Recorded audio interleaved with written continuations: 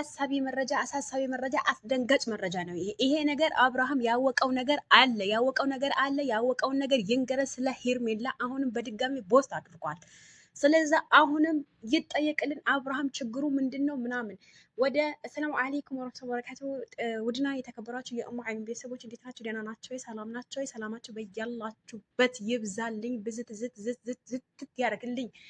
እንዲሁ የሄርሜላ አድናቂዎች አህለን ወሳህለን፣ የሩታዬ አድናቂዎች እንደዛው ብያለሁኝ። ቤቱ ላይክ፣ ሼር፣ ሰብስክራይብ የደወሏን ምልክት መጫን አትርሱ። እኔን ማበረታታቶች ደግሞ ወደ ኋላ አትበሉ። አሁንም ከጎኔ ሆናችሁ ሼር፣ ላይክ፣ ሰብስክራይብ እያደረጋችሁ ወደ አብርሃም መልእክት እንሄዳለን። አብርሃም ያወቀው ነገር አለ። አንደኛ ነገር ቅድም ናፍቀሽኛል፣ እኔስ ናፍቀሽኛል፣ ትዝታሽ ብሶብኛል የሚለው ዘፈን ዘፍኖላት ፎቶውን አጥቁሮ መጥቶ ነበረ። አሁንም ደግሞ ምን ላይ መሰላችሁ የለቀቀው ኢንስታግራም ላይ ነው የሚሆን። ወደ መልእክቱ ልሂድ፣ ወደ መልእክቱ ወሬ አላራዝምባችሁ። የሚሆን መስሎኝ እንጂ እንደማይሆን ባውቅ ኖሮ ብዙ ሳንደክም እንተወው ነበረ። ምን ማለት ነው አልገባኝም። እድገምላችሁ።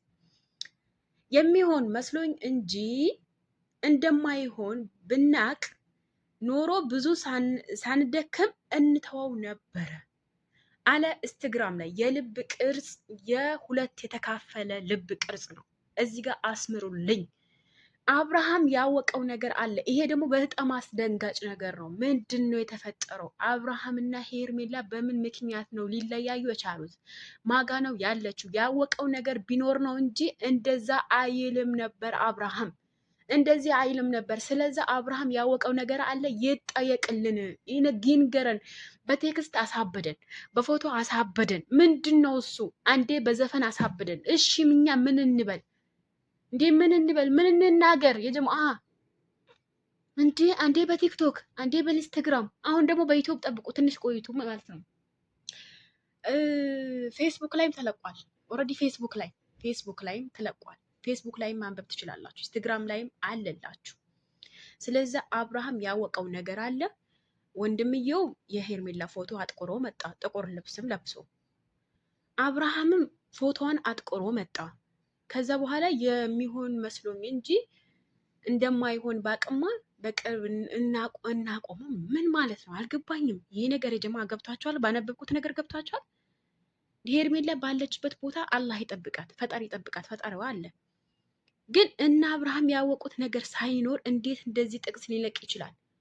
የሚሆን መስሎኝ እንጂ እንደማይሆን ብናቅማ ኖሮ ብዙ ሳንደክም እናቆም ነበረ ብሎ ወንድምየው ደግሞ ጥቁር ለብሶ ጥቁር አድርጎ መጣ።